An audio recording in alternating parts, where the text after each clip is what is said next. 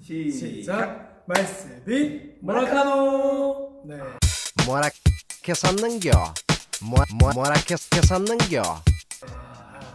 네, 두 번째 시간, 그죠? 말씀 모라카노 두 번째 시간으로 이렇게 다시 만나게 돼서 반갑습니다. 반갑습니다. 구독과 좋아요는 사랑입니다. 네, 지난주 처음으로 그죠? 저희가 이제 말씀 모라카노 새로운 기획으로 이렇게 만났는데요. 네. 첫 시간 어땠습니까? 피드백 한번 해주시죠. 일단 좋은 피드백만 있었습니다. 왜냐면 이제 피드백에 꽁하는 스타일인 거 알고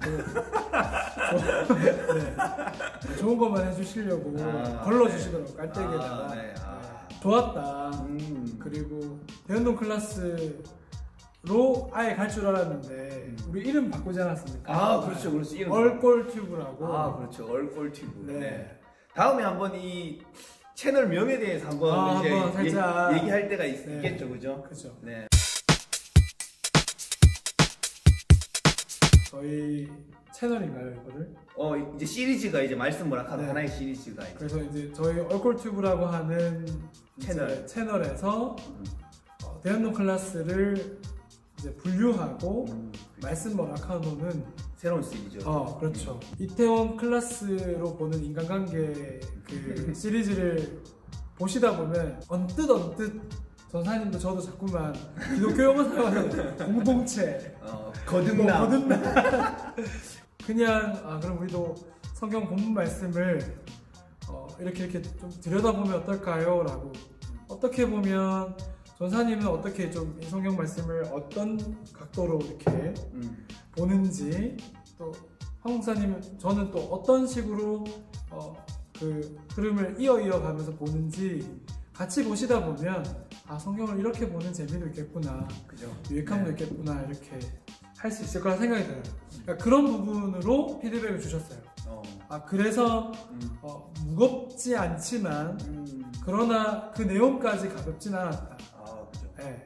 유쾌하게 진행해 주는 건 좋고, 하지만 그래도 좀 대운동 클래스보다는 조금 더 깊게 성경책을 좀 보는 느낌이었다. 그죠.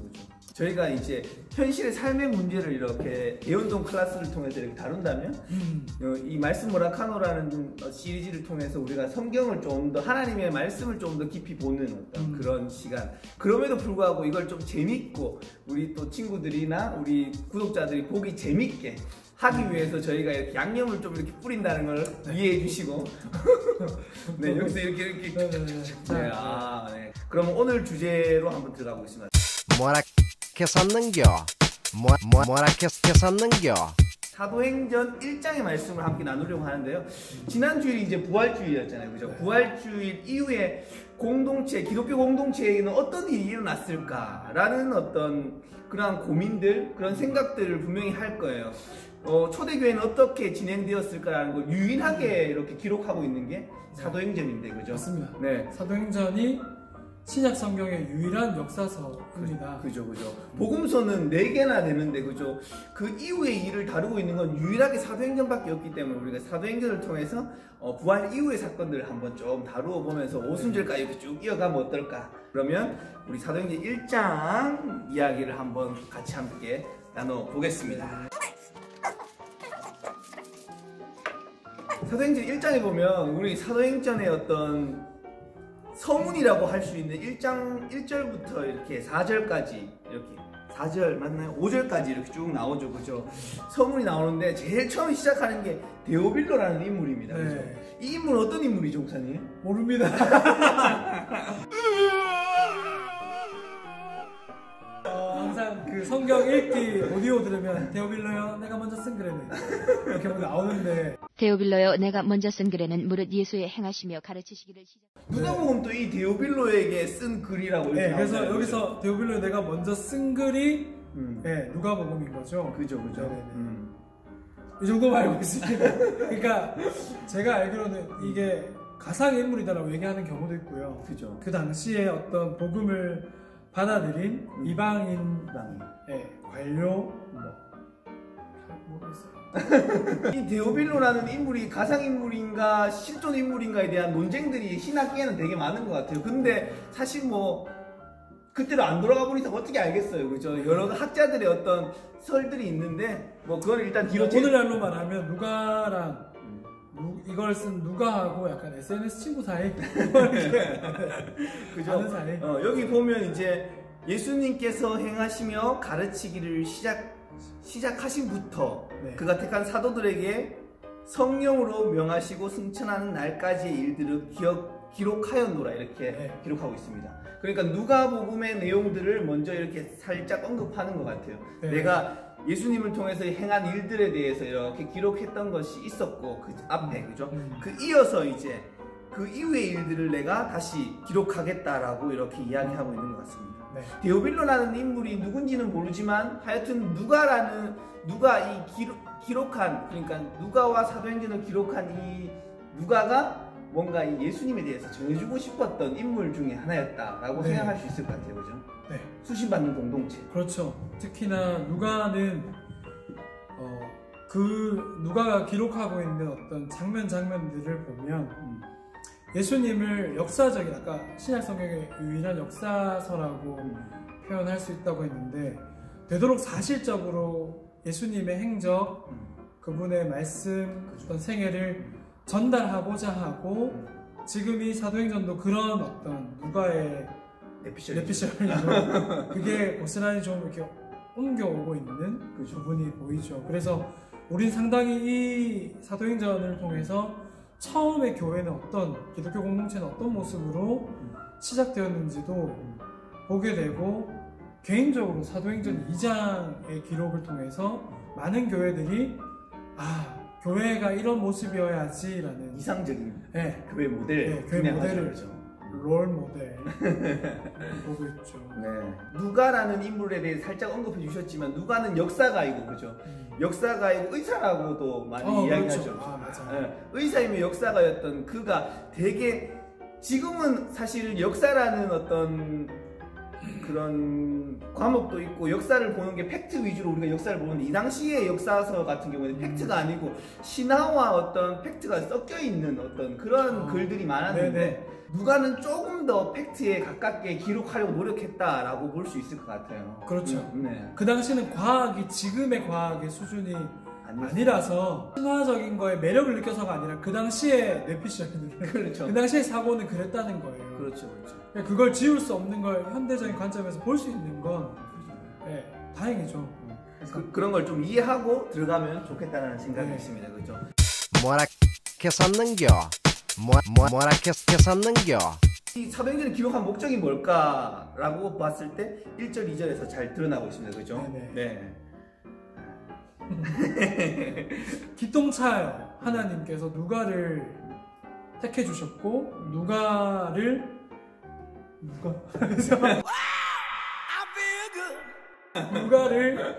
사도 바울과 함께 동역하게 하신 건 진짜 저는 이런 표현을 별로 안 좋아하지만 하나님의 한수, 신의 한수, 기가 막히는 정말 이 조합, 꿀조합 어떻게 이렇게 하셨나 할 만큼의 환상이 좋아요.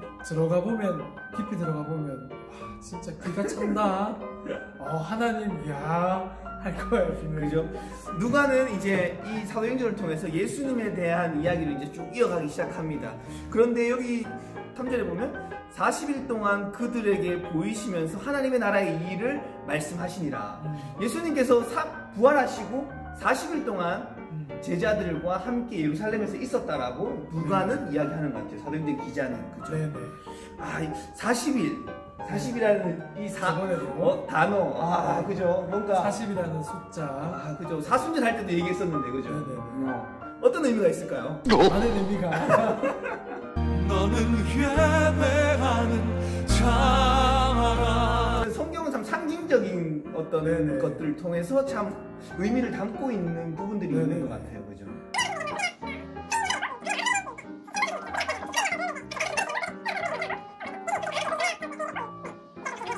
근데 그런 그것들의 공통점이 좀 있는 것 같아요. 40년이라는. 그러니까 광야에서의 40년, 아까 박 목사님 말씀하셨던 모세가 부름 받기 전 40년, 그리고 예수님께서 이 지금 승천하기 전 40년? 아니 40일 그러한 기간들을 통해서 무언가를 준비하고 있다는 느낌이 좀 드는 것 같아요. 그죠. 여기서도 이런 40일이라는 기간 동안 하나님의 나라의 일을 말씀하셨다고 하는데 하나님의 나라의 일들을 조금 준비시키는 시간이 아니었나라는 생각도 좀 들더라고요. 예수님 늘 하나님 나라의 일을 말씀하셨죠. 오셨을 때부터. 그죠. 회개하라 천국이 가까이 왔느니라. 그리고 천국은 이런 것이다 라고 늘 하나님 나라를 가르치셨고, 예수님은 끊임없이 하나님 나라를 얘기했는데 승천하실 때도 제자들이 그때까지 계속 주님 마지막으로 궁금한 게 한 게 있습니다. 그죠. 뭐냐, 이스라엘은 언제 독립하나요? 예수님은 끊임없이 하나님 나라를 얘기했는데 아휴, 얘네들이 끝까지 주님 언제 이스라엘이 독립해서 그 옛날 찬란했던 다윗의 때와 같은 영광을, 아무도 우리를 넘보지 못하는 태평성국을 이룰 겁니까? 이걸 묻고 있어서. 그죠. 6절에 보면 이렇게 질문하고 있습니다. 예수께 제자들이 모여서 예수께 여쭈어 이르되 주께서 이스라엘 나라를 회복하심이 이때니까 하니. 네. 아주 계속 하나님 나라 얘기하셨는데 이때까지. 그죠. 계속해서 이렇게 질문하고 있습니다. 그러니까 예수님이 좀 짜증이 살짝 나지 않았을까라는 생각이 들어요. 이렇게 기록합니다. 때와 시기는 아버지께서 자기의 권한이 두셨으니 너는 알 바 없다. 네, 알 바 없다. 굳이 알려고 하지 마. 이렇게 딱 얘기하시죠. 그죠? 맞잖아요. 이 중요한 순간에 묻는다는 게, 주님 이제 저희는 어떡하죠? 주님이 없으면. 여러분 생각해 보세요. 어떤 질문을 하겠어요? 주님 이제 우리는 주님 어떻게 만나나요? 카카오톡을 보낼까요? 뭐 등등의, 어떻게, 저는 그런 질문 할 것 같아요. 주님 저희끼리는 너무 무서울 것 같아요. 내 집 그런 얘기를 할 것 같은데, 주님 진짜 마지막 궁금한 게 있는데 이스라엘은 언제 해방됩니까? 독립됩니까? 제자들이 이때 이런 생각을 했던 것 같아요. 예수님이 부활하시니까 이제 진짜 다윗과 같이 돌아오셔가지고 막 로마를 막 뒤집어 엎고 막 그래가지고 이스라엘이 막 그렇지. 최고의 나라, 지구를 따지면 미국과 같은 그죠? 그렇죠. 최고의 강국이 되어서 막 모든 나라를 다스리는 그러한 뭐랄까요, 그런 내피셜을 가지고 있었던 것 같아요, 제자들이. 그죠? 예수님은 그게 아니다라고 명확하게 얘기해 주시는 것 같습니다. 그리고 이어서 말씀하시죠. 8절에 유명한 말씀. 이거는 뭐 모든 그리스도인이라면 다 아는 말씀이죠. 그죠? 예루살렘과 온 유대와 사마리아와 땅끝까지 이르러 내 증인이 되라라고 말씀하시죠. 그 앞에 더 중요한 게 하나 있습니다. 성령이 너희에게 임하면. 그죠? 오직 성령이. 그죠? 그 권능을 받고 쭉 이어지죠. 그죠? 이 말씀 어떻게 해석하시나요? 아름답게 해석.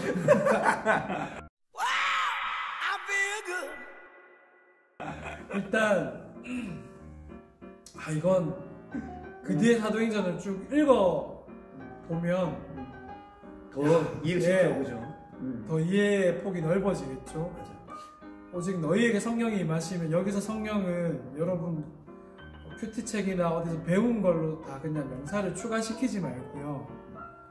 예수님이 우리에게 보혜사로 오셨거든요. 보혜사. 매개체 알죠? 뭔가를 드러내고 나타내는 존재를 우리 매개체라고 하는데, 그 당시 종교 지도자들이 하나님의 말씀을, 하나님 나라를 제대로 매개해 주지 못했던 거죠. 그런 가운데 예수님이 오셔서 나 예수야가 아니라 하나님 나라는 이런 것이다, 하나님은 이런 존재야, 이런 분이시지를 사람들에게 매개하셨죠. 자신의 모습으로, 말씀으로. 그런 사람들은 하나님을 나와 상관없는 존재로 알고 있다가 그래, 그런 하나님이 맞아, 그런 하나님이라면 난 소망을 가져볼 수 있겠어. 그렇게 사람들의 마음을 이렇게 일렁이게 해주셨던 보혜사였다면, 이제 예수님이 이 땅에서의 일을 비로하고 이제 승천하시면서 안녕 또 다른 보혜사, 다시 또 하나님에 대해서 우리에게 다시금 하나님을 느낄 수 있도록, 알 수 있도록, 믿을 수 있도록 돕는 이가 허락됐다. 그게 성령. 이신 거죠. 앞에 보면 4절에 보면 예루살렘을 떠나지 말고 아버지께서 약속하신 것을 기다리라라고 네. 말씀하시잖아요. 그렇죠? 맞아요. 예수님이. 예수님이 승천하기 직전에 너희 곳곳으로 흩어져 가지고 나를 전하라고 말씀하시지 않으시고 그냥 너희 기다리라고 했어요. 그죠? 네, 맞아요. 모여가지고 기다리라. 아버지께서 약속하신 것을 기다리라라고 말씀하셨는데 그게 아마 뒤에 이어지는 8절에서 보면 성령이죠. 네. 그죠? 누가는 정말 글을 잘 그죠? 꼼꼼하게 논리적으로 쓰는 거예요. 전사 논리적이에요. 저는 약간 공상과고 되게 꼼꼼하게 딱 기다리라 그러고 그죠? 네 예고편을 중간중간 깔아놓는 거죠. 그러니까요. 네. 뭐라 했었는겨? 뭐라 했었는겨? 그랬더니 진짜 이들이 모여가지고 기다렸던 것 같아요. 그죠? 기다리는 시간이 어땠을까요? 그죠? 예루살렘이에요. 불과 이게 예수님 부활하신 예수님을 확인했다고 막 의기양양해지는 거 아니고 그죠? 여전히 예수님을 추적하거나 여전히 예수님을 따랐던 그 제자들에 대해서 인식이 되게 나쁘죠. 좋지 않았죠. 왜냐면 예수님께서 그곳에서 십자가에 지셨으니까. 그죠? 네. 그래서 예루살렘은 기억하고 싶지 않은 이게 진짜 일리 없어. 아.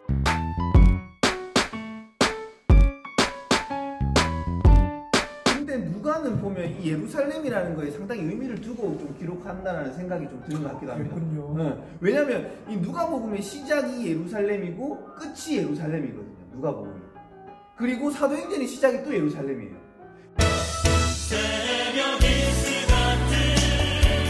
희한하게 누가의 내피셜에서는 이 예루살렘이라는 것은 상당히 중요한 어떤 장소적인 어떤 포인트로 보면서 이렇게 기록하고 있다는 생각이 좀 들기도 하는 것 같아요. 와, 많이 배웁니다. 예루살렘에서 기다리라고 했던 것도 이 예루살렘이라는 것에 좀 의미를 좀 부여했지 않을까라는 좀 생각도 드는 것 같아요. 누가가 이렇게 수신하려고 했던 그 공동체가 우리가 개론에서 공부하기에는 이게 이방인 공동체라고 흔히 그렇죠. 그죠? 특히 누가복음 자체는 그죠? 이방인에 대한 언급이 아주 많죠. 그죠? 이방인들. 예.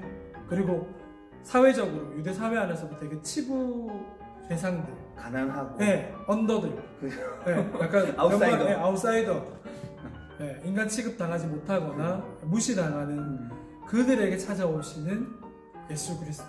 그런 네. 걸 많이 만날 수 있는데 그런데 어떻게 보면 예루살렘이라는 곳은 어떻게 보면 상징적으로 봤을 때 상당히 인싸거든요. 네, 핵인싸죠. 완전히 인싸들이 모인 곳인데 그 당시로 네. 따졌을 때 네. 근데 왜 누가는 이 예루살렘이라는 장소를 되게 부각시켰을까라는 질문도 사실 들긴 하더라고요. 와, 저는 이 질문을 오늘 처음 해보는 것 같습니다. 뭐라 했었는겨? 뭐라 했었는겨?